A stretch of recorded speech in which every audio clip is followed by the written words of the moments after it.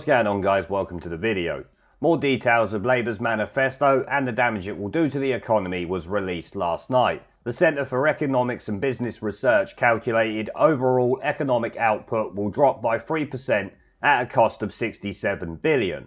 So, yet more uncosted and until now unknown damage to this country's economy if the Labour Party gets in. This relates to Labour's manifesto policy that will seize 10% of all companies who employ more than 250 people and give a dividend to each worker of up to £500 per year, and the government will of course pocket the rest of the profits from this 10% stolen from companies, which will force investors to think twice before investing in UK business. So this prediction could be way off the mark. It could well be much worse or not quite as bad. But either way, it won't benefit the economy or the country, much like most of Labour's manifesto. The Telegraph reported on it last night, so we will take a look at the article and go over it. It headlines, Labour's plan to seize 10% of firms will cause £67 billion hit to the UK economy. Analysis shows. Stark warnings of a £67 billion hit from Labour's plans to seize 10% of UK firms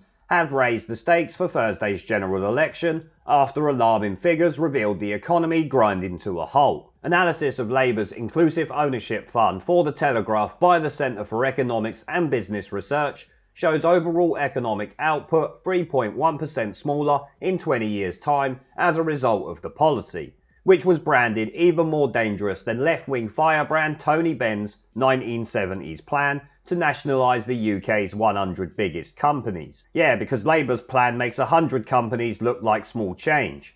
The dire forecast came as the impact of damaging Brexit uncertainty made itself felt on the economy after stagnant performance in the 3 months to October, putting the UK on course for the weakest growth in a decade. And let me tell you, if Corbyn gets elected tomorrow or Friday, the UK economy is going to take a shit, along with the pound instantly. So, let's hope he don't. Under the Labour plan, 10% of every UK company with more than 250 staff, about 8,000 firms, would be transferred into an employee-owned fund, with the government seizing any dividend paid above £500 per employee. Incredible.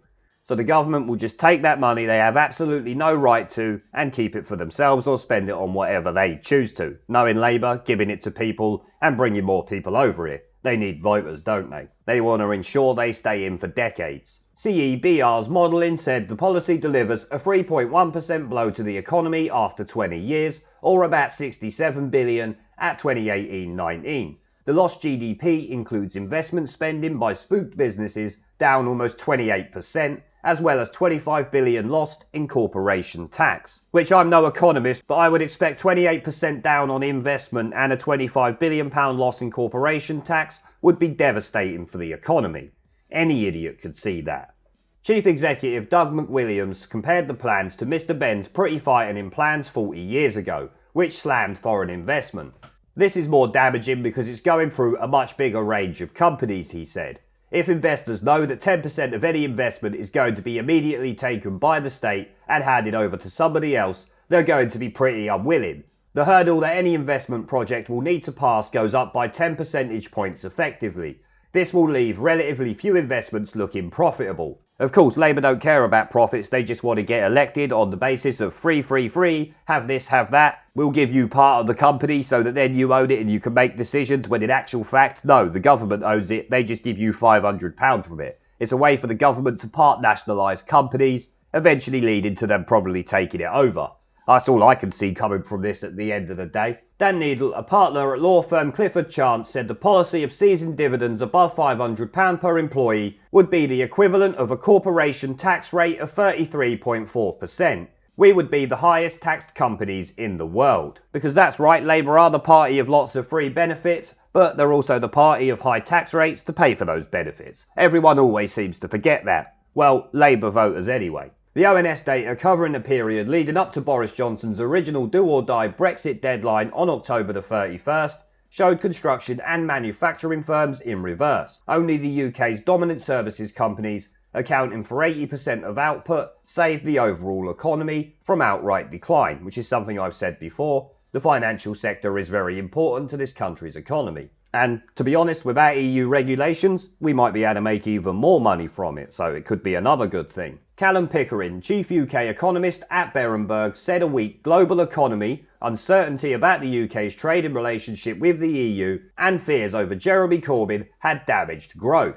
He said Thursday's poll was a chance to stop the rot, adding that a Boris Johnson majority would see much faster growth in 2020 and 2021, lifted by improving confidence, no hard Brexit, and no Corbyn, and a fiscal stimulus. I mean, to be honest though, any idiot's going to give the country better growth than Jeremy Corbyn, though I do like Boris Johnson because when he was London Mayor, he seemed alright as the London Mayor. As Prime Minister, obviously, he hasn't really done anything good, but then again, he's been controlled by the Remoaning Parliament. He was a puppet, remember. Compounded by the fact that his own MPs like Dominic Grieve and David Gauke betrayed him, among others, obviously. In October alone, construction output sank 2.3% in its biggest fall since January 2018.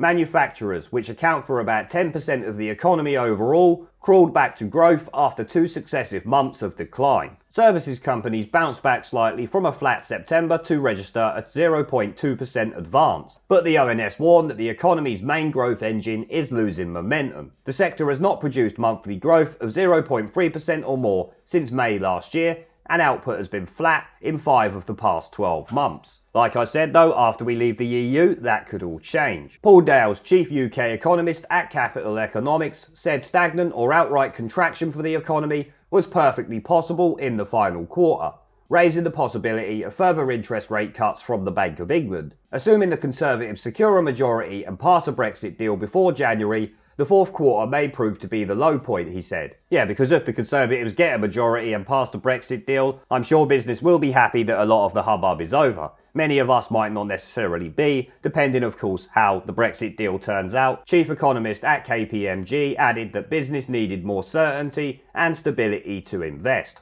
That's obvious. Meanwhile, property agent Knight Frank said election nerves had driven the amount of commercial property being openly marketed in the City of London to a record low of £100 million. And the rest of it just continues going on about market uncertainty. We're not going to go on about that, it's not really important. The point of this video is the fact that Labour plans to seize 10% of firms that have 250 or more staff, which will of course affect the economy greatly. 67 billion is being predicted at the moment. I'm sure that will rise over time. These things generally do. They never go down. But it's as I've said and many other people have said before. The Labour manifesto is going to destroy the economy. That's if these two Marxist fuckpigs don't do it first. But on that note, I will end the video there, guys. I want to thank the channel's PayPal, Patreon, Subscribestar and YouTube members for supporting the channel, along with everyone who watches my videos. Remember to let me know what you guys think down in the comments section below.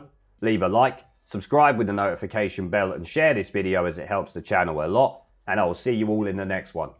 This Parliament is a dead Parliament. It should no longer sit.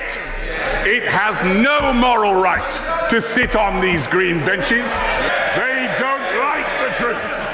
Twice they have been asked to let the electorate decide upon whether they should continue to sit in their seats, while they block 17.4 million people's votes. Parliament is a disgrace, but they're too cowardly to give it a go. But the time is coming.